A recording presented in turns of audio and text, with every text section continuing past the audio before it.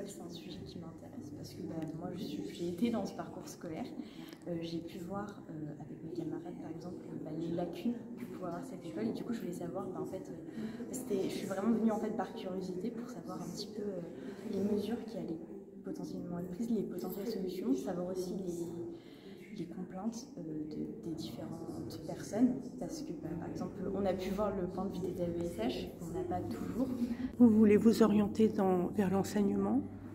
C'est une piste que j'envisage, oui, en effet. Donc c'est bien aussi de savoir où est-ce qu'on va finalement et quelles perspectives on peut mettre en place.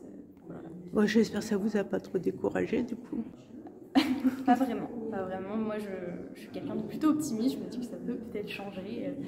Voilà. Et puis, c'est en ayant ce genre de réunion, en écoutant les points de vue divers et variés, que en fait, c'est comme ça que on peut pouvoir évoluer pour peut-être quelque chose de meilleur. Enfin, c'est mon espoir à moi, en tout cas.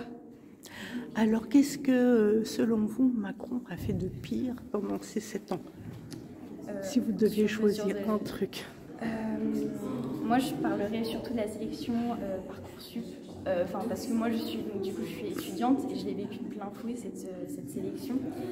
Et en fait, j'ai bien vu que c'était vraiment compliqué, ça a été une période difficile, donc de stress, de sélection pour mes camarades également. On n'est pas pris là où on souhaite vraiment aller pour la plupart. Ça a été votre cas? Moi, personnellement, j'ai eu de la chance, non, mais j'ai eu plein d'amis qui n'ont pas été pris dans les universités qu'ils souhaitaient. Ils ont pu trouver une solution de secours, évidemment, mais ce n'était pas les premiers choix. Voilà, donc il y a quand même une vraie problématique dessus, il y a une pression permanente. Moi, j'axerais ça plutôt sur Parcoursup, qui est vraiment destructeur, parce qu'on demande en fait, à des enfants des élèves de terminale en fait, de choisir directement leur avenir alors qu'ils n'ont strictement aucune idée de ce qu'ils veulent faire. Ça engage des réorientations après. Alors, est-ce que vous faites partie des 63% de Français qui veulent la démission d'Emmanuel? Oui, moi je fais partie de ces 63% des Français. Un gros oui alors. Ouais.